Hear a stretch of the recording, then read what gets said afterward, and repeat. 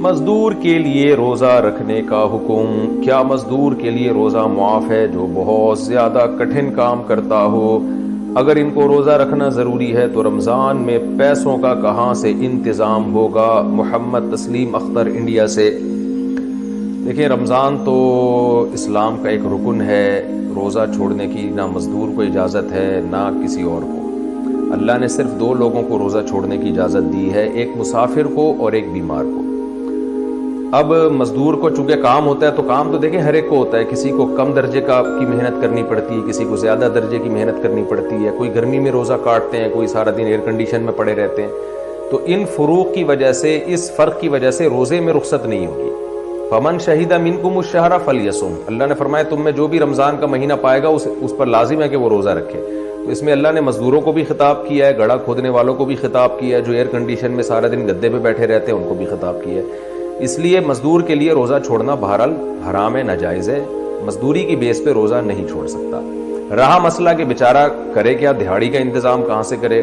تو پہلی کوشش تو یہ کرے مزدور کہ وہ مغرب کے بعد مزدوری کرے۔ مغرب سے لے کے صبح سحری تک بہت ٹائم ہوتا ہے۔ میں نے دیکھا ہے کراچی میں مزدوروں کو کہ وہ کھدائی کا کام رات کے وقت میں کر رہے ہوتے ہیں، وہ ٹھیکہ ہی رات کے وقت میں لیتے ہیں، بھئی ہم رات کو کام کریں گے، دن میں نہیں کریں گے۔ تو یہ طریقہ ہے۔ اس پر اگر کوئی راضی نہ ہو تو پھر دن میں تھوڑی دیر کریں، اور حدیث میں بھی آتا ہے کہ رمضان میں مزدور کو، کام کرنے والے کو راحت دینی چاہیے۔ جو بھی ٹھیکیدار ہے اس پر بھی یہ لازم ہے کہ مزدوروں کا خیال کرے۔ رمضان ہے، مسلمانوں کے روزے ہوتے ہیں، کہ اس سے اتنا کام نہ لیا جائے کہ اس کی حالت غیر ہو جائے، تو بلکہ اس میں زکوٰۃ دی جائے، اس کو یعنی مزدوری سے ہٹ کے اس کے ساتھ تعاون کیا جائے تاکہ مزدور پہ جو ہے وہ بوجھ نہ ہو۔ تو دوسرا طریقہ میں نے بتایا کہ محنت کم کی جائے، اور پھر بھی یہ بھی ممکن نہ ہو تو پھر آخری آپشن مزدور کے پاس یہ ہے کہ روزہ وہ رکھے، چھوڑنے کی اجازت نہیں ہے، اور خدا نخواستہ اس کی حالت مزدوری کے دوران بالکل ناقابل برداشت ہو جاتی ہے، اسے یہ خطرہ ہوتا ہے کہ میں نے اگر روزہ نہیں توڑا تو میں مر سکتا ہوں، یا میں بیمار ہو سکتا ہوں، یا میں بے ہوش ہو سکتا ہوں، یا چکر آنا شروع ہو جائیں کمزوری کی وجہ سے۔ چکر آنا بھی ایک قسم بیماری ہے۔ روزے میں اگر صرف کمزوری محسوس ہو رہی ہے تو اس بیس پہ روزہ نہیں توڑ سکتے، کیونکہ ویکنس تو روزے کا حصہ ہے، یعنی وہ تو ہر آدمی کو، کسی کو زیادہ کسی کو کم۔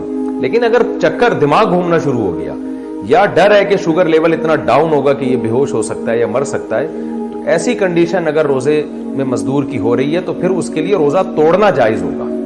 تو وہ روزہ رکھے ضرور، اور جب ناقابل برداشت صورتحال ہو جائے، بیماری، ناقابل برداشت کا مطلب بیمار ہونے کا خطرہ ہو یا مرنے کا خطرہ ہو، تو ایسے خطرے میں پھر اس کے لیے روزہ توڑنا جائز ہوگا۔ پھر اگلے دن دوبارہ رکھے گا، پھر اگر یہ کنڈیشن ہوتی ہے تو پھر توڑ دے، تو چھوڑے گا ایک بھی نہیں، اور کیونکہ چھوڑنے کی اللہ نے اجازت نہیں دی، توڑنے کی اجازت دی ہے۔ تو علماء جو ہے ان کو، وہ تو شرعی حدود کے اندر رہ کے ہی آپ کو گنجائش دیں گے نا۔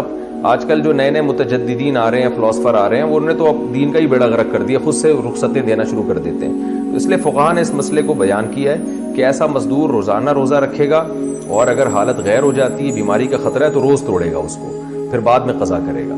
تو رکھنا ضرور ہے، اور جب خدا نخواستہ ایسی کنڈیشن ہو جائے کہ بیمار ہونے کا یا مرنے کا خطرہ ہو تو پھر مزدور کے لیے روزہ توڑنے کی اجازت ہے۔ اس میں اس صورت میں گناہ بھی نہیں ملے گا، کفارہ بھی نہیں ہوگا، بلکہ یہ ہر آدمی جو بھی روزہ رکھتا ہے، روزہ رکھنے کے بعد اس کی حالت اتنی غیر ہو جاتی ہے کہ اس کو یہ ڈر ہے کہ میں نے روزہ نہیں توڑا تو میں بیمار ہو جاؤں گا یا مر جاؤں گا، تو ایسی صورت میں ہر شخص کو، مرد ہو یا عورت ہو، روزہ توڑنے کی اجازت ہے، تو مزدور کو بھی اجازت ہے۔